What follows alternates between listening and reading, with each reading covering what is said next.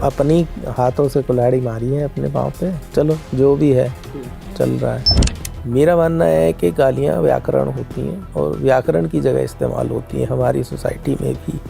आप इमेजिन नहीं कर सकते हो कि डेली बेसिस पे मेरे डीएम में कितनी बार लोग यही फ्रेज लिख के भेजते हैं। मम्मी कैसी है?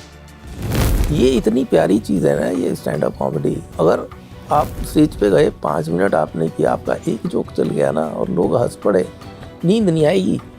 कोई बता दीजिए कॉमेडियन जो पॉलिटिकल सटायरिस्ट और उस पर केस ना चल रहा है। तो सोसाइटी का क्रिएटिव पर्सन को दब्बू बना रही है। बिल्कुल बना रही है।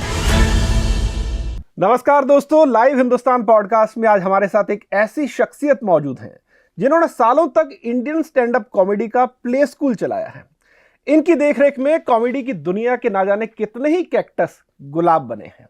इनके वन लाइनर्स की बदौलत यूट्यूब पर ना जाने कितने रियलिटी शो लोकप्रिय हुए, मकबूल हुए। तो स्वागत कीजिए महीप सिंह जी का।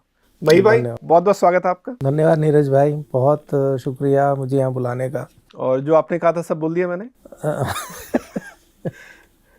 कुछ गलती तो नहीं, कोई कॉमा फुल स्टॉप इधर तो नहीं? पैसे पहुंच जाएंगे। ठीक है। महीप, एक बार फिर से आपका बहुत बहुत स्वागत है, बहुत वेलकम है आपका। बहुत खुशी हो रही है आपको देख के।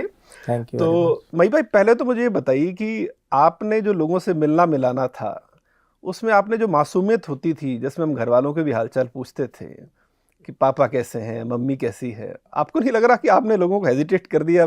माँ बाप का हाल तो पूछ नहीं पा रहे हैं लोग।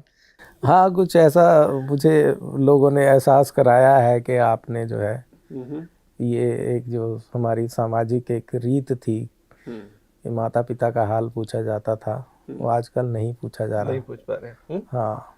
और आपकी भी मकबूलियत में उस शो का भी एक बड़ा हाथ है। वो है अपना इंडियाज गॉट टैलेंट। ठीक है। और अभी समय का स्टिल लाइव भी आया। पहले तो मैं शो के बारे में आपसे जानना चाहूंगा, आपने शो देखा, क्या रिएक्शन आपका? क्योंकि जहां तक मेरी अभी जानकारी है कि उसने एक वर्ल्ड रिकॉर्ड भी बना लिया। किसी भी स्टैंड अप को यूट्यूब पर आज तक इतने लाइक नहीं मिले, वो भी इतनी जल्दी। तो पहला रिएक्शन क्या आपका, कैसा लगा शो? अच्छा लग रहा है मुझे। ये अच्छा लग रहा है कि समय जो मतलब एक टाइम पे बहुत डाउन हो गया था, तो अब उसको वो मकबूलियत मिल रही है, लोग पसंद कर रहे हैं, लाइक कर रहे हैं। अब रिकॉर्ड का तो पता नहीं मुझे, पर ये एक कलेक्टिव विन लगती है, कलेक्टिव जीत लगती है सबकी। कि हम लोग भी बहुत डाउन चले गए थे उस कंट्रोवर्सी के बाद, पर अब हमें भी लग रहा है कि हाँ शायद हम भी जीत रहे हैं, तो बहुत अच्छी बात है। मई भाई, समय ने तो अपने उस शो में बताया कि कैसे वो जो पूरी कंट्रोवर्सी हुई उस खुद की जिंदगी पर असर पड़ा और क्या वो उतार चढ़ाव आए थे। लेकिन इसमें भी कोई दो राय नहीं कि अगर उस शो का एक और बड़ा चेहरा था समय के बाद, जैसे कह सकते हैं कि सबसे ज्यादा आईबॉल ग्रैब की उस पूरे देश के, तो आप थे। मैं आपसे आपका तजुर्बा, एक्सपीरियंस पूछना चाहता हूँ, अच्छा या बुरा दोनों, कि जब पहली बार ये कंट्रोवर्सी हुई और आपको पता चला कि यार बात इतनी बढ़ गई, और हालांकि आपका उससे कोई लेना देना नहीं था, लेकिन चूंकि शो में जो लोग आए थे सवाल तो उन पर भी हो रहे थे, तो आप तक ये कंट्रोवर्सी या पूरा विवाद कैसे आया पहली बार?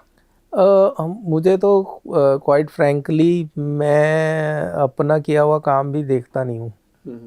अगर वो कहीं फिल्म पे है या कहीं अवेलेबल है, यूट्यूब पे है, वो देखता नहीं हूँ मैं। एक बार जब डालने से पहले एडिट स्टेज पे होता है। अब इसमें हमारा कोई एडिट में कोई रोल नहीं था हमारा। और मुझे बिल्कुल नहीं पता था इस शो के बारे में। मैं बॉम्बे जा रहा था किसी काम से, तो ये भाई हमें मिल गए फ्लाइट में। तो इन्होंने अपना चार्म दिखा के हमारी सीट की बगल वाली सीट खाली करवा ली और वहाँ बैठ गए, है ना। और पूरे 2 सवा 2 घंटे की फ़्लाइट ये इन्होंने जो हमें घटिया घटिया जोक सुनाए हैं ये, और इतने कन्विक्शन से सुनाए हैं कि मैं तो मतलब आपको एक जोक सर, एक जोक और, अच्छा सर एक जोक और हाँ सुनाओ बेटा। तो स्ट्रीट जोक्स थे उनके खुद वो के थे? स्ट्रीट जोक्स थे सारे के सारे। तो वो सबको यही वाले जोक सुनाता है वो सुनाता रहा मुझे। और मुझे सारी बातों में एक बड़ी ख़ास बात है समय की कि वो जिस तरह की बातें करता है या जिस तरह की कॉमेडी करता है या जिस तरह की लैंग्वेज बोलता है, उसके मुंह से बेहुदा नहीं लगती। जैसे आप हमारे पंजाब में ऐसा होता है अक्सर कि जो चाचा ताया लोग होते हैं ना, तो जो बच्चा छोटा सा होता है, भतीजा, उसको बुला के उसको कहते हैं तेरे को 10 रुपए दूंगा, ये वाली गाली बोल। तो वो गाली सिखा देते हैं उसको, तो वो घर जाके भी बोलता है अपने, तो सबको किसने सिखाई किसने सिखाई। पर वो उस पर किसी को गुस्सा नहीं आता, क्योंकि वो इतना प्यारा होता है, छोटा बच्चा होता है, तो वो गाली भी देता है तो बड़ा अच्छा लगता है ना। तो मुझे सारे ये एपिसोड में मुझे यही बात निकल के आई कि यार ये आदमी कुछ भी बोल सकता है, ठीक है, पर इस पर गुस्सा नहीं आएगा क्योंकि बहुत प्यारा है, क्योंकि अंदर नहीं रखा, उसने सब निकाल दिया मुँह से बोल बोल के, है ना। और बस जाते जाते उसने कह दिया कि सर आप मेरे शो पे आओगे। कौन सा शो है? Late and.